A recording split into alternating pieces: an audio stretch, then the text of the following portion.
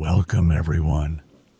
Before we start, let me know where you're watching from and what time it is. Drop a comment below. Also, tell me what kind of stories you'd love to hear. Stay tuned till the end. Story 1. I was the only one awake. That is what made it worse. Our farmhouse stood alone, miles away from the nearest neighbor. The summer heat pressed against my skin as I lay in bed, listening to the stillness of the night. Upstairs, we had no air conditioning, so the windows were wide open, allowing the scent of dry grass and earth to drift in. Outside, the darkness stretched endlessly.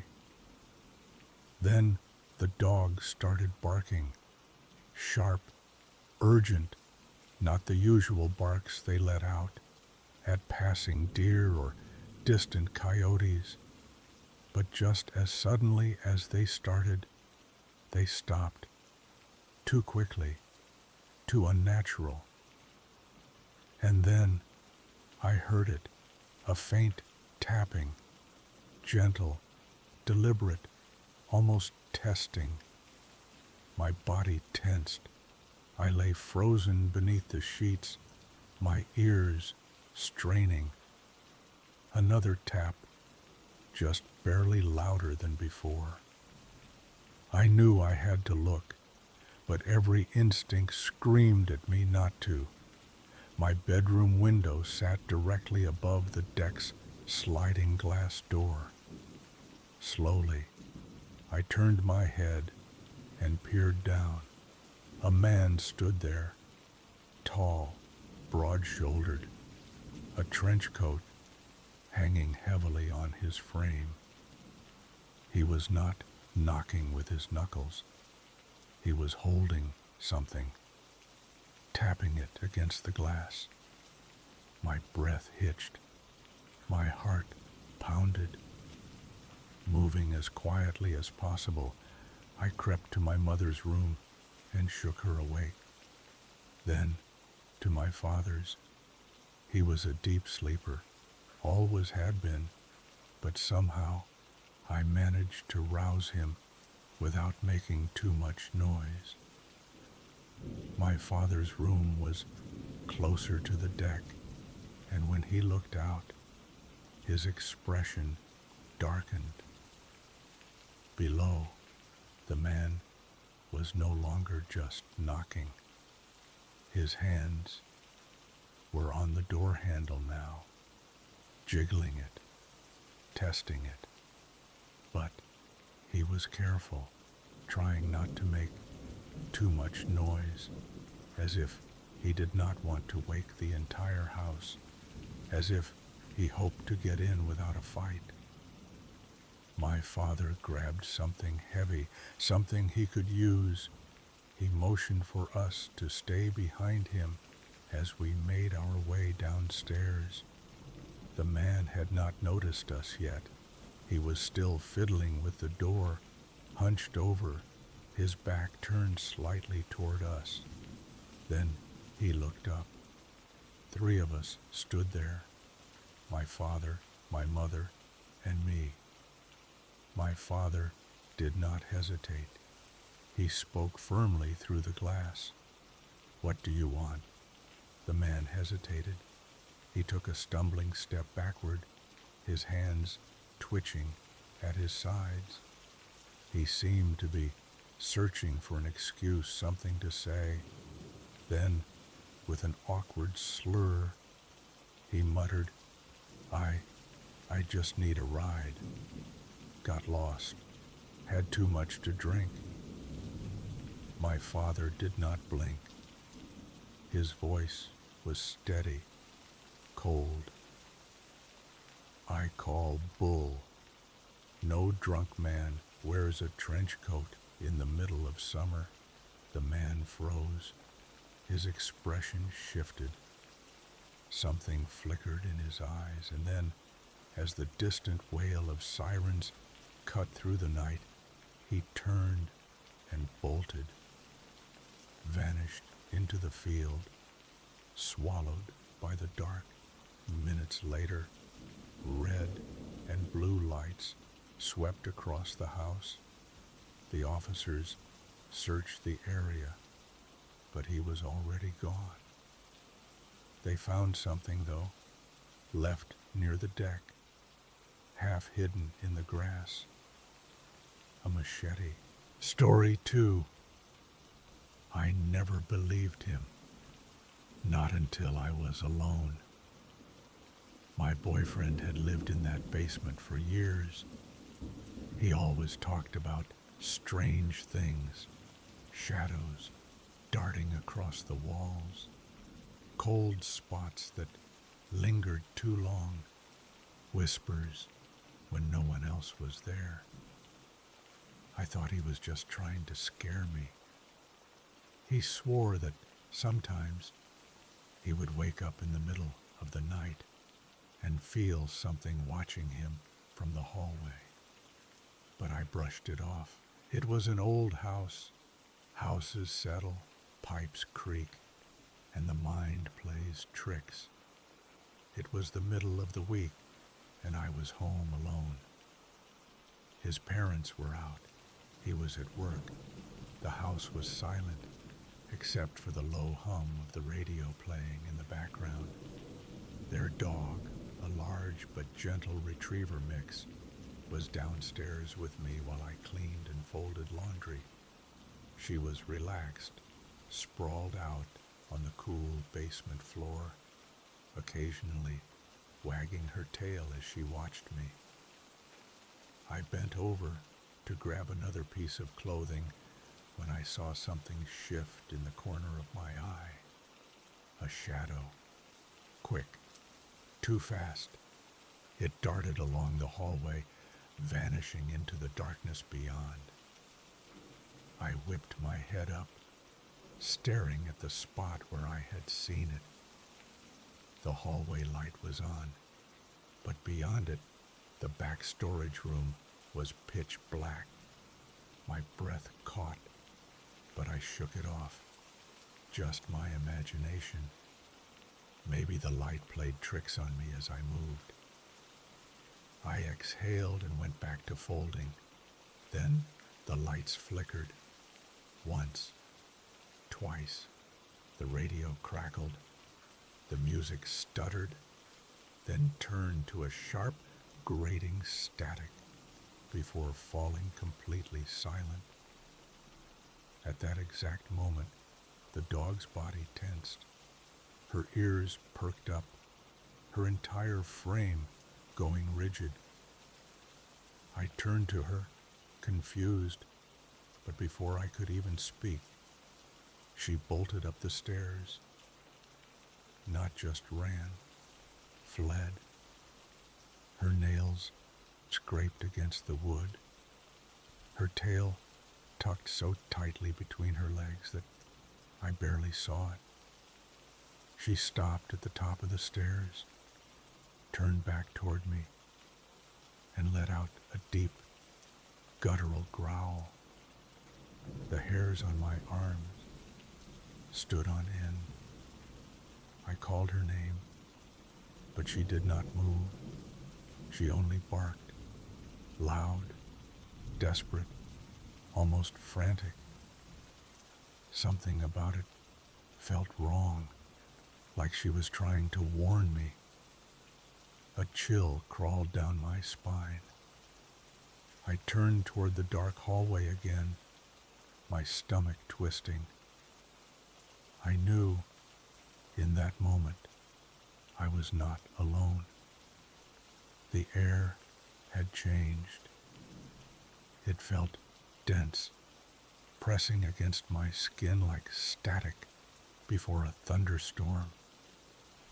My ears buzzed with silence. My heartbeat slowed, my breaths shallow. Something was there, watching, waiting. I took a step back, toward the stairs. The dog was still barking, still refusing to come down. The darkness at the end of the hallway almost seemed thicker now, as if it had swallowed more of the light. I felt like if I stared too long, something might step out. I forced myself to move, slowly at first, then faster. By the time I reached the top of the stairs, my hands were trembling. I slammed the door shut behind me, locking it without hesitation. The dog pressed against my legs, still growling low in her throat, her body warm against mine. I stood there for a long time, listening, waiting. Nothing. Eventually, the dog calmed, though she refused to leave my side for the rest of the night. I never went into that basement alone again. I believed my boyfriend after that. Story 3. I woke up suddenly. My room was dark, but something felt off. I turned to check the clock. 3:00 a.m. The kind of time that makes you feel uneasy for no reason. The air felt colder than usual, still and heavy. Then I noticed my cats. They were sitting upright on the bed, ears perked, their bodies tense, their eyes locked on the bedroom door. Then I heard it, a deep, low growl. My dog stood stiff near the door, his body angled forward, muscles tight, every hair on his back standing up. He did not bark at nothing. He had never reacted like this before. I swallowed hard, swinging my legs over the edge of the bed, my bare feet pressing against the cold floor. The second I reached for the doorknob, my dog bolted straight down the hall, straight toward the kitchen. His barks exploded into the silence, frantic and aggressive. My heart pounded as I followed, flicking on the hallway lights. By the time I reached the kitchen, the dog was still barking like mad. I flipped on the overhead light and braced myself, expecting someone, expecting something. The kitchen was empty, except the freezer door stood wide open. My breath caught in my throat. The cold air poured out in a thick fog, condensing against the warmth of the room. And on the floor, a good 4 feet from the refrigerator, lay a frozen pork roast. It was as if someone had yanked it out and tossed it. Relief rushed through me in a nervous burst, and I let out an awkward laugh. It was stupid. Just a freak accident. Maybe I had left the freezer slightly open, and the weight of the roast had caused the door to pop. Maybe. I picked up the roast, stuffed it back inside, and shut the freezer. My dog finally quieted, his body still rigid, but his barking reduced to low, occasional huffs. I scratched behind his ears, reassuring both of us. False alarm, buddy. But as I walked back toward my room, something gnawed at the back of my mind. I knew that freezer door had been shut. I had not been in the kitchen that night. And even if the roast had shifted, there was no way it should have landed that far from the fridge. Nothing like that had ever happened before. And nothing like it has happened since. Story 4. The night started out perfect. I was 13, home alone for the first time. My mom was out with her friends, and my little brother was spending the night at my grandmother's house. Having the apartment to myself felt like freedom. No noise, no interruptions, just me, my favorite snacks, and endless TV. The apartment was small, but cozy, with dim yellow lighting that made everything feel warm. I curled up on the couch with a blanket, flipping through channels, half watching some old sitcom rerun. The world outside the window was dark and still. Occasionally the headlights of a passing car would cast shifting shadows across the walls, but otherwise everything was quiet. By 11 p.m., my eyes grew heavy. I decided it was time to head to bed, but first I stopped by the bathroom. The air inside was cooler, the tiles cold under my bare feet. I washed my hands, listening to the distant hum of the refrigerator. Everything seemed normal, safe. Then, as I reached for the doorknob to leave, I heard it. A woman's laugh, soft, amused. It came from the living room. I froze. My fingers hovered over the metal doorknob, my entire body rigid. It was not the TV. I had turned it off. It was not coming from outside. The windows were shut, and no one was out there. The laugh had been close, clear, as if someone was standing just beyond the bathroom door. A slow, creeping dread spread through my chest. I slammed the bathroom door shut and locked it, my hands shaking. My mind raced through every possibility. Had I forgotten to lock the front door? Had someone slipped inside while I was distracted? Or worse, had they been here the whole time? I reached for my phone with trembling fingers and called my mom. The line rang twice before she picked up, her voice light, distracted by conversation. "Mom," I swallowed hard. My voice came out in a whisper. "Someone is in the house." Her tone changed instantly. "What? What do you mean?" "I heard someone, a woman, laughing." Silence, then a sharp breath. "Stay where you are. I'm coming home now."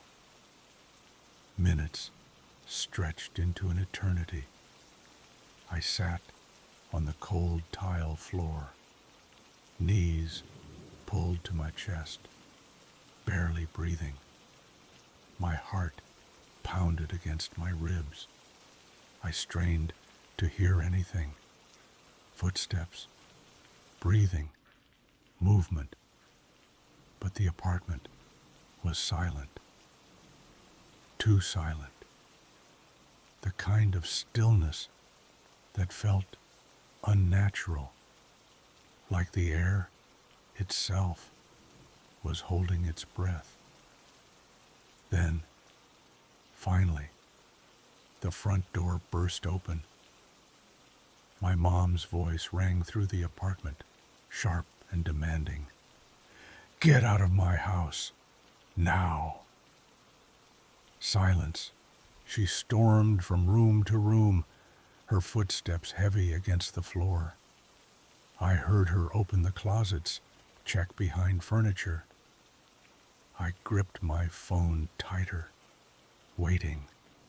The moments stretched on, and then, "There's no one here." Her voice, now closer to the bathroom, was firm but uneasy. "Come out. It's okay." I hesitated before unlocking the door, stepping out cautiously. The apartment looked the same. Nothing was out of place. No open windows, no signs of forced entry. But it felt different. The air was thick, charged with something unseen. My skin prickled, like invisible eyes were watching. My mom stood in the hallway, her arms crossed tightly over her chest. She felt it too. We sat on the couch together for the rest of the night, the TV playing softly to fill the silence. Neither of us slept. We did not talk about it, but we both knew something had been there, something that wanted me to hear it. And to this day, I still wonder if it ever left. Story 5. The night started like any other. My wife had left for her night shift around 9 p.m. And as soon as she was gone, I grabbed my phone and called my friends. "Get online," I told them. "We're gaming all night." We played for hours, the kind of marathon session where time blurs. By 2 a.m., I should have logged off, but I was too caught up in the game. My headphones were cranked up to max, drowning out everything around me. The only company I had was my dog, curled up in his bed beside me. I always kept treats nearby to make him stay close. He had a habit of wandering off unless he thought he was getting something in return. But that night, he stuck by my side longer than usual. Maybe I should have noticed something was off then. At around 2:10 a.m., I was debating whether to call it a night when it happened. Out of nowhere, my dog shot up, his entire body tense. Then he lost it, barking, growling, snarling at something behind me. The sudden noise jolted me, my heart slamming against my ribs. I ripped off my headphones, my hands shaking as I turned around, and then I saw them. 2 eyes, just eyes, staring at me through the window. I could not see a face, no features, just 2 dark, gleaming orbs peering at me from the other side of the glass. My blood turned ice cold. For a few seconds, I did not move. I could not. My mind refused to process what I was seeing. Then something clicked in my brain, and I shot up from my chair, nearly knocking it over. I grabbed the nearest thing I could, a kitchen knife from the counter. My hands were slick with sweat, my breath coming in short gasps. I called my wife, my voice barely steady. You need to come home now. She did not ask questions. She just drove. I stood there, my back against the wall, gripping the knife so tightly my knuckles ached. My dog kept barking, lunging at the window, his growls deep and guttural, but the eyes never moved. Then, in an instant, they were gone. No sound, no footsteps, just gone. Minutes later, my wife pulled into the driveway, headlights flooding the yard. We searched the property together, flashlights cutting through the dark. There were no footprints, no signs of forced entry, no clues as to who or what had been watching me. The police came and did a sweep, but they found nothing. Probably just a prank, one of them said. But I could tell he did not believe it. Neither did I. We moved out not long after. Some things are better left behind.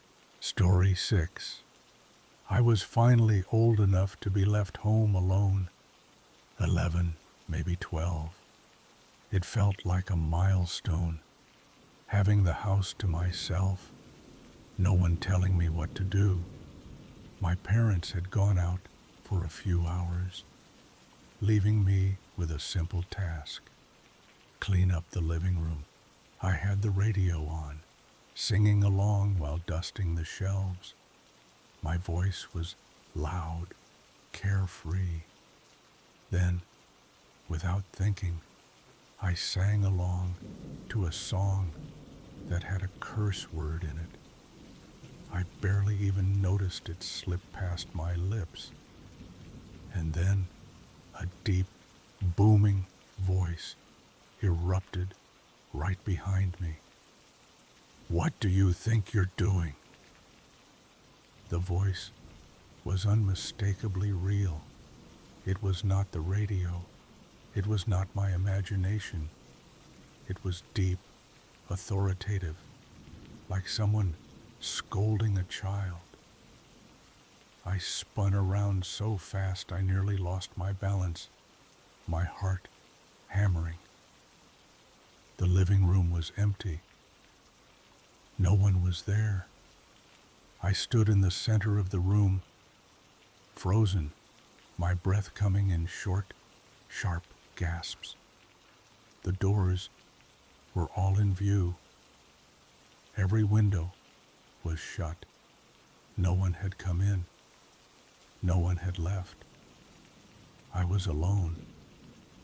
Or at least, I was supposed to be. My chest tightened as I tried to make sense of what had just happened. The house felt different, heavier. I took a slow step forward, my eyes scanning every shadow. Maybe the radio had glitched. Maybe I had misheard something.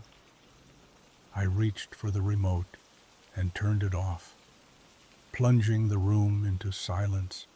And then, just as I turned back to my dusting, I saw it. From the corner of my eye, a shadow shot out of my sister's room. It moved fast, hunched low, like someone running at a crouch. It bolted down the hallway, straight toward my parents' bedroom. I was too scared to follow. My hands trembled as I clutched the feather duster like it could actually protect me. The air in the house had changed. It felt thick, charged, like I had walked into a room where an argument had just happened. I forced myself to breathe, to move, but I could not shake the feeling that something was watching me. I sat on the couch, knees pulled to my chest, staring at the hallway, watching, waiting, but nothing else happened. When my parents came home, I told them nothing. Who would believe me? Years later, I brought it up to my mom in passing, laughing about how I had scared myself over nothing. She barely reacted, just nodded and said, "That voice sounds like your grandfather when he was mad." I frowned. My grandfather had passed away when I was 4. Why would he be yelling at me? My mom's face stayed neutral. She shrugged. "Who said he was yelling at you?" A chill ran through me. The thought had never crossed my mind before. I never felt alone in that house again. Story 7. I was in the restroom when I heard the familiar sound of SpongeBob playing on the TV in the living room. The muffled voices of the cartoon echoed down the hall, filling the empty house with background noise. I finished washing my hands, eager to relax on the couch and enjoy the show. As I walked into the living room, I heard it. A faint "hi." I froze for a second, my ears straining. The sound was so soft, almost blending into the hum of the television. I brushed it off, assuming it was just the water pipe settling after I flushed. I grabbed my phone from the bathroom sink and returned to the couch. Just as I sat down, I heard it again. "Hi," a whisper, soft but deliberate. My body tensed. My neighbors were quiet, and I had no pets. I muted the TV, holding my breath as I listened. Silence. Then, just when I started to convince myself I was imagining things, I heard something else. "Hey!" It was louder this time, sharp, firm, like someone was right behind me. Every hair on my body stood on end. My skin tingled with an unshakable sense of dread. I was only a few feet from the front door. If I had to run, I could. But I forced myself to stay put, to stay aware.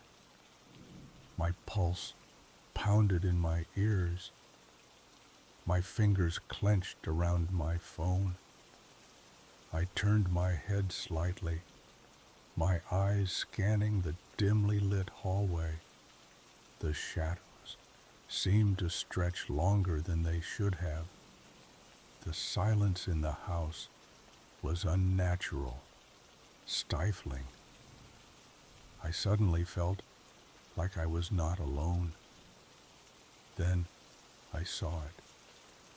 SpongeBob, not just on the TV. He was staring at me from the hallway, his cartoon eyes, too wide, unblinking, fixed on me. The glow from the television flickered across his yellow frame, making his features look wrong, distorted. I gasped, the air leaving my lungs in a sharp exhale. My body refused to move. My limbs locked in place as if something was holding me down. Then the TV shut off by itself. The room went pitch black. I scrambled for my phone, fumbling with the screen, but my fingers felt numb. My breathing was shallow, ragged. My mind screamed at me to move, to do something, but I just sat there, paralyzed. A soft static filled the air. It crackled faintly, growing louder, like an old television struggling to find a signal.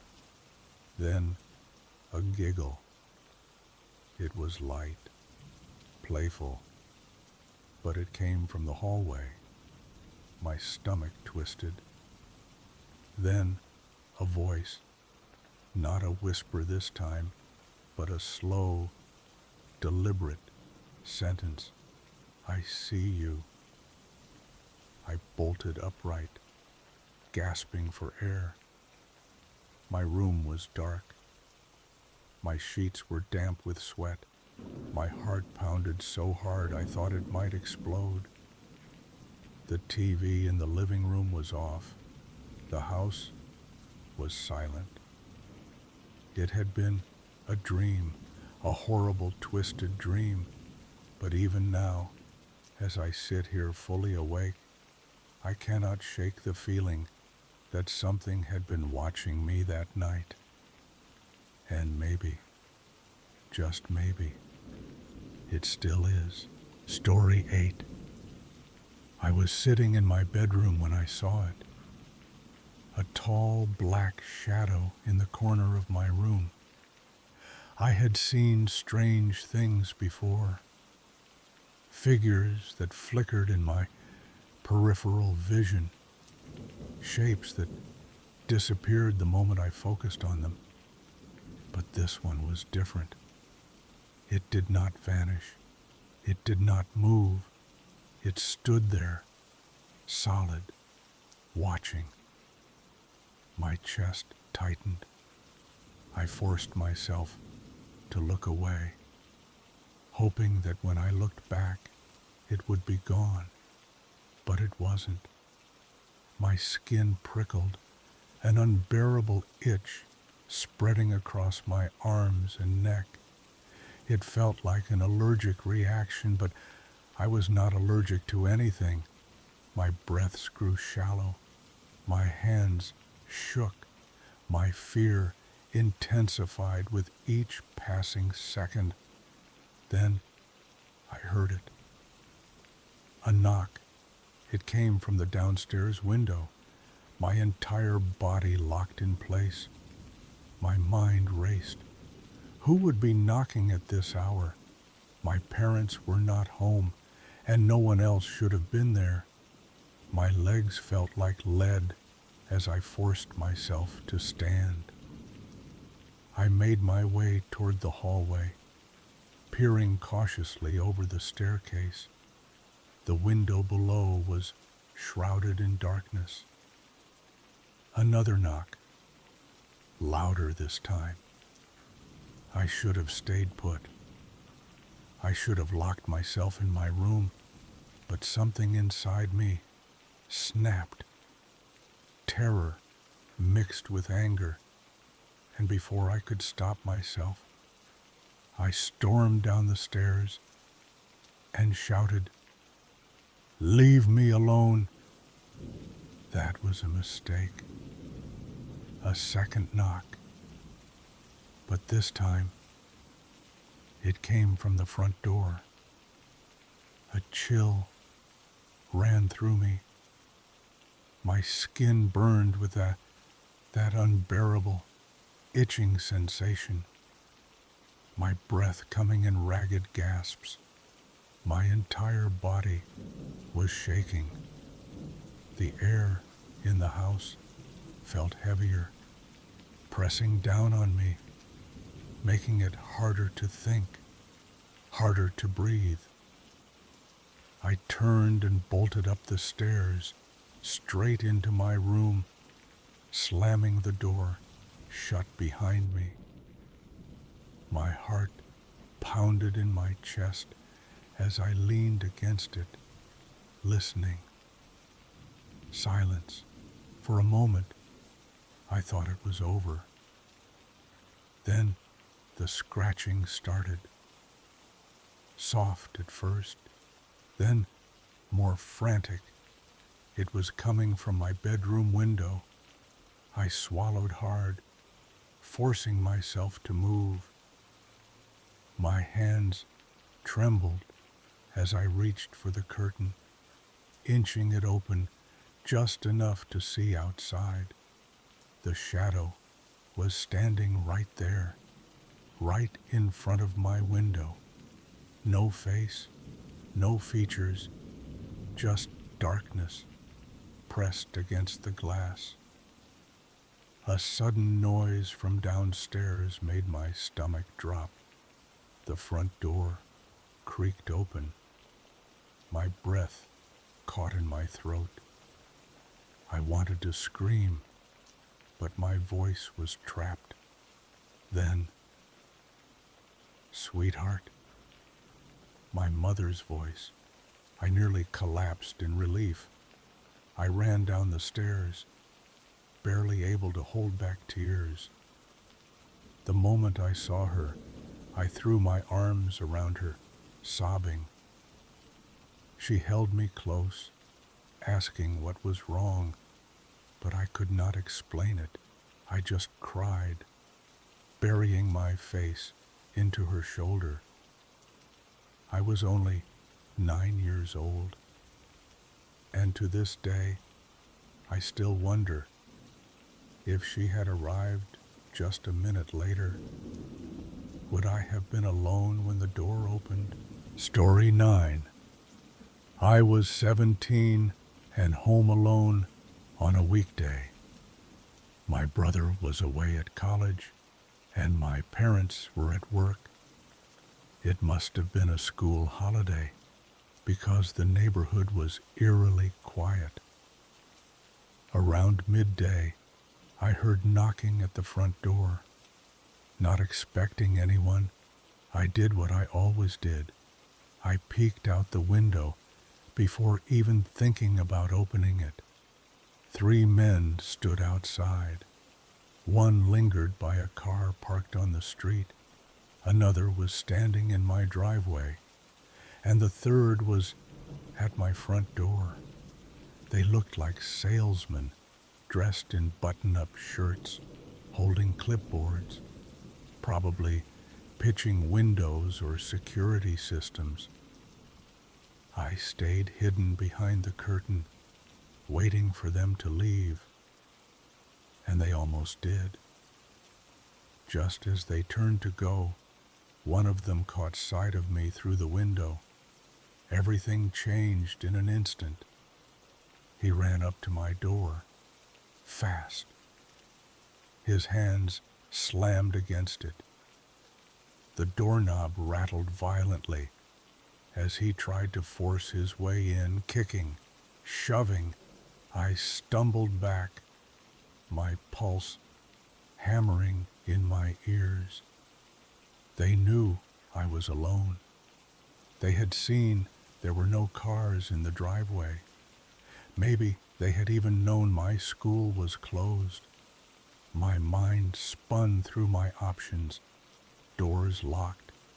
No weapon. No one nearby. Then I remembered my grandfather. My hands shook as I grabbed my phone and called him. "Pappy," I whispered, barely able to breathe. "Someone is trying to break in. I'll be there in 5. Those were the only words he said before hanging up. The man outside was still attacking the door, cursing under his breath. The other 2 stayed put, watching, waiting. It was clear they had no intention of selling anything. My hands clenched into fists. 5 minutes. Just 5 minutes. Then, suddenly, tires screeched down the street. My grandfather's truck tore into the driveway so fast I thought he might crash into the house. The door flung open, and out stepped a man you did not want to cross. A retired FBI agent, trained, experienced, and furious. "What the hell do you think you're doing?" he bellowed, storming toward them. The man at the door stumbled back, his face going pale. I was just trying to hang a sign on the doorknob," he stammered. Lies. No other houses had been visited. They had no flyers, no signs, and the sheer panic in his voice made it clear he had never expected me to have backup. Without another word, all three men rushed back to their car. They sped off down the street, disappearing before my grandfather could get their license plate. I stood there, still shaking, as he turned to me. "You did good," he said, his voice calmer now. "You locked the door. You called me. You stayed put." That day, I realized how close I had come to something far worse. Not everyone is that lucky, even now. Nearly a decade later, I think about what could have happened if I had opened that door, if I had hesitated, if I had not made that call. Stay safe. Not everyone has good intentions.